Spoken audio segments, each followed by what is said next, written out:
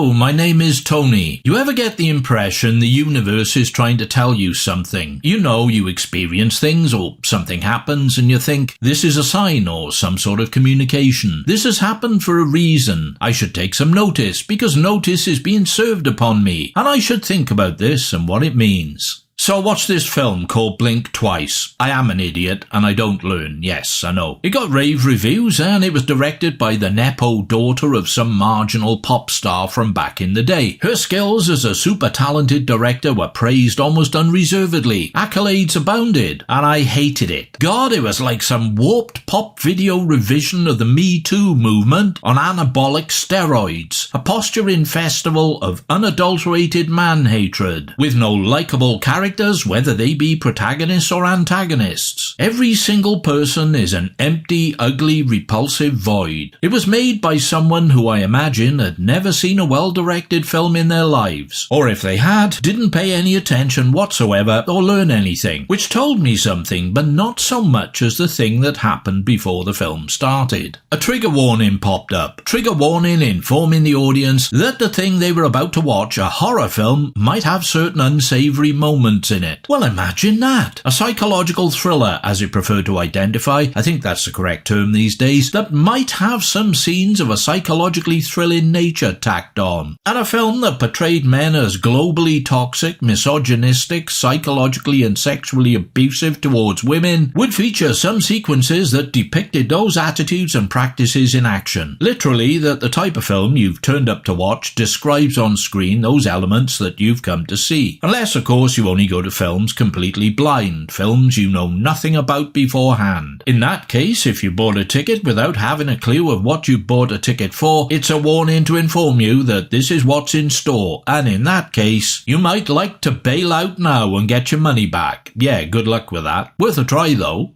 The assumption seems to be that audiences are so resilience retarded these days, so deprived of mental fortitude, so vulnerable to the effects of witnessing fictional trauma, so easy to offend, and so, well, plankton-level stupid and dumb, they need this sort of information about the film they have chosen to come and see just before they see it. And the thing I think the universe is trying to tell me here is that I have nothing at all in common with this audience whatsoever, and I should never watch a new film again. It's also telling me that there should, in the pursuit of fairness and equity, be a trigger warning for people like me, who watch movies for the very type of emotional and intellectual experience they're selling. Something like, trigger warning.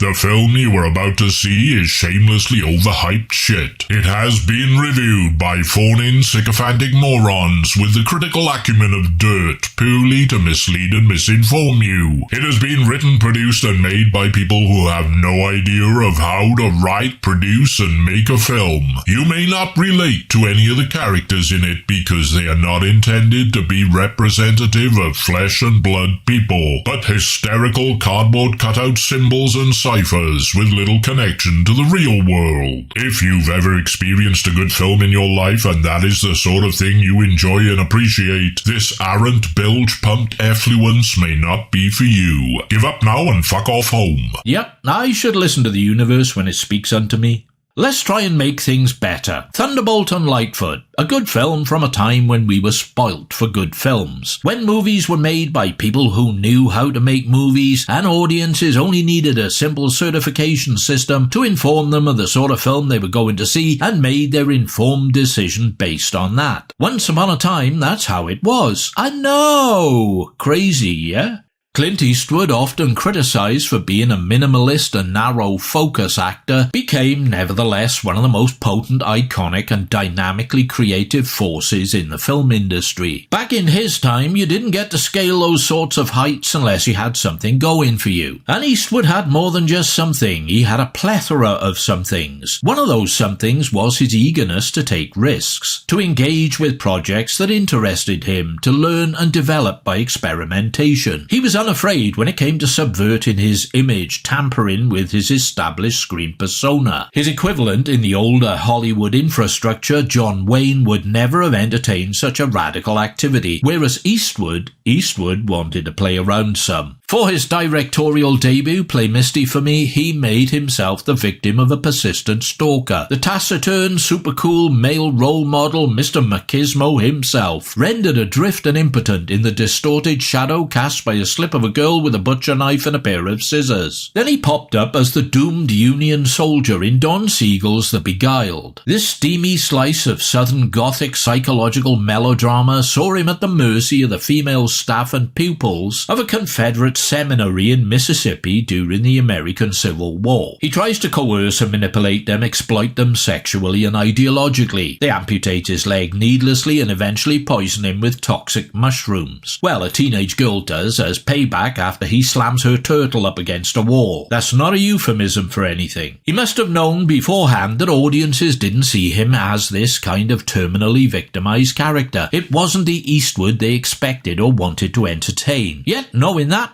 he did it all the same. His next film as director, Breezy, was a lackluster romance between a much older guy and a much younger, free-spirited hippie chick. William Holden and Kay Lenz. I'll leave you to figure out who played who. It was an atypical throwaway. It was sincere enough, but naive and hopelessly outdated even on release. And his reasons for taking it on as director almost incomprehensible. Like, why would you? My best guess, he was effectively trying things on for size, flexing his directorial muscle, figuring things out, learning on the job. I'm guessing he did it for the experience of it, which would have been just as well, as the film made no money. Bad news for Holden, who waived a fee in lieu of a cut of the profits. You think Duke Wayne would have done those films though? The hell he would. So in 1974, post-Magnum Force, which was a big financial hit, another project, something off the beaten path, came his way. Michael Cimino, co-scripter of cult sci-fi movie Silent Running as well as Magnum Force, had written Thunderbolt and Lightfoot with Eastwood in mind. During the production of Magnum Force, he pitched the script to Eastwood, who liked it so much he decided he would both star and direct. Cimino felt he should be the one to direct it, and a magnanimous Eastwood, who was no preening egotist, agreed to give him a shot, on the proviso that if he couldn't get his act together in the first few days, he would be replaced with no argument. He agreed, and the film got made, with Cimino directing and Eastwood starring. Cimino later acknowledged that if not for Eastwood, he'd have had no future in making movies, and that he owed the man his career. In a roundabout way then, Eastwood was in part responsible for Heaven's Gate. But, how was he to know? Seems it's true that no good deed goes unpunished, though. Some at the time saw Thunderbolt and Lightfoot as just another buddy movie, a genre very popular since the success of Bitch Crappity and the Shitpants Kid. But it wasn't your typical buddy flick, it was something else. A crime-based mix of heist caper, road movie, black comedy and vulgar farce. Peppered with violence, F-bombs, brief flashes of female nudity, and structurally reliant on improbable coincidences that just about manage to seem broadly feasible. It accommodates moments of poignancy with acts of casual cruelty as if they are two sides of the same coin. It doesn't feel unique or like something you haven't seen before, yet it cuts across several genres to pitch up in its own space. Parts of it send faint thematic echoes down the decades to find themselves whispering away in the fabric of Eastwood's last great work, Unforgiven, which was also, coincidentally, the last great old Hollywood movie Hollywood ever made.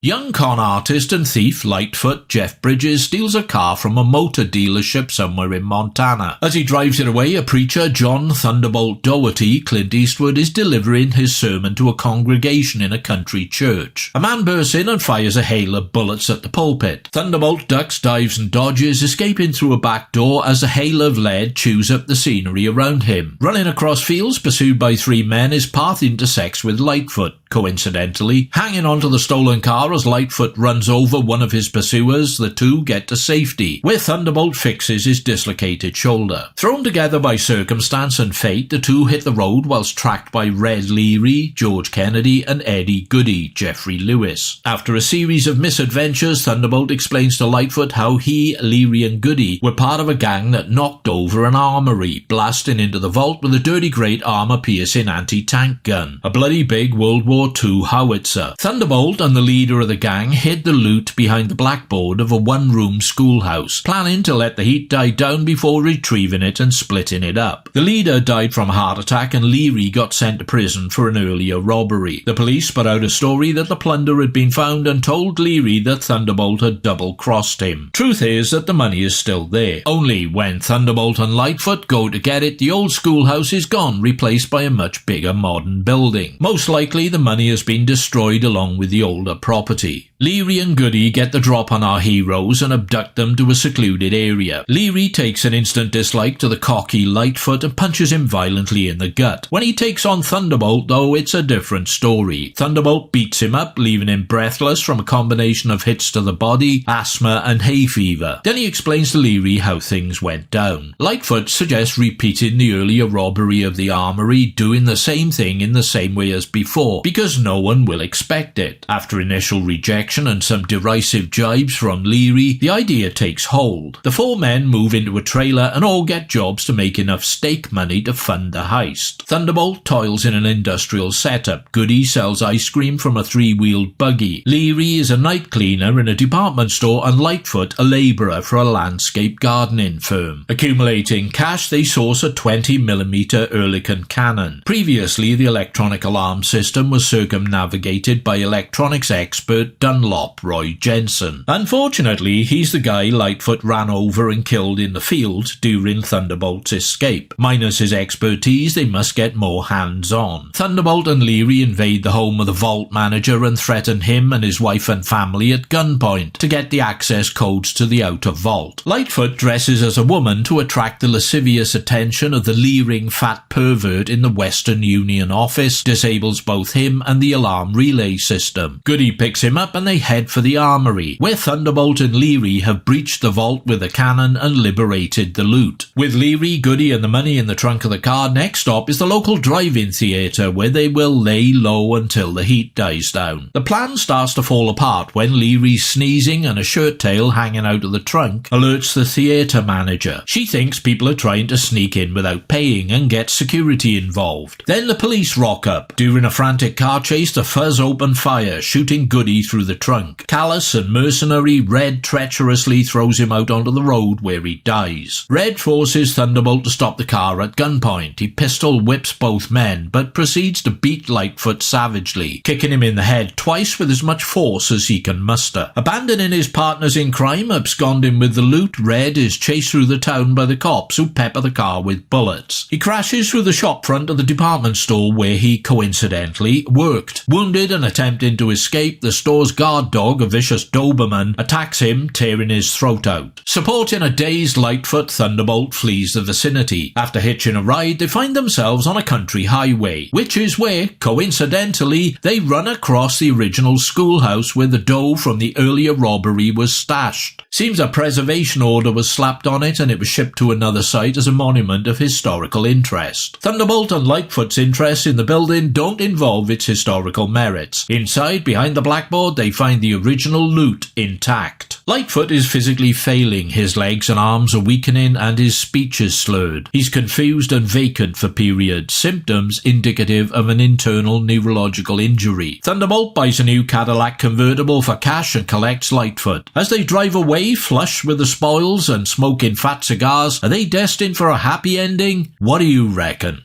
Combining multiple genres in one film is often a recipe for disaster. Thunderbolt and Lightfoot is one of the exceptions. And because it has all these multiple threads in its DNA, road movie, heist movie, comedy, drama, it's difficult to pin down. At the time, that factor seemed to piss some critics off, who felt it was less than the sum of its parts. But I don't see it like that. To me, it's something that structures all those narrative elements into a functioning whole and works on its own terms. What helps immensely are the quartet of characters the narrative revolves around. They're like a bizarre nucleus, a dysfunctional family unit of societal misfits who have little in common other than a shared goal to pull off a heist and get rich. Eastwood's Thunderbolt is a decorated Korean War veteran, a cool-headed professional criminal who is tough and single-minded. His relationship with Lightfoot isn't paternal older guy as father figure, more like an older surrogate brother or uncle. There have been suggestions that the relationship is one of suppressed homosexuality. It's an unrequited or unfulfilled love story that never gets physical, but I don't really get that particular vibe from it. Maybe it needs someone with a different sexual orientation than me to spot the indicators and clue me in. I'm not really qualified to get into that aspect, to be honest. Jeff Bridges pretty much steals the picture as the brash, overconfident kid with something of a mouth and a way with the ladies. His is the most believable character, effervescent, always looking for the positive angle, an idealist with dreams of a better future, yet aimlessly drifting from place to place and through life in general. What he's really looking for is direction, and Thunderbolt, along with the big score he can help deliver, provides that. Bridges got an Oscar nomination. Kennedy and Lewis veer more towards caricature. They give full credence to the theory that most criminals are not very bright. Leary is a big, dumb, stupid, mindless thug of a man, an asthmatic bully stuck in the parallel grooves of two prevailing toxic emotions, anger and hate. Lightfoot makes him angry and he hates him, probably because he's all the things Leary is not: young, good-looking, street-smart, and someone Thunderbolt actually likes. Kennedy chews the scenery with breathless rage and foul-mouthed aggression. If there's a villain of the piece, it's him. Confirmed ultimately by his godfatherly advice to a bratish kid, and I quote,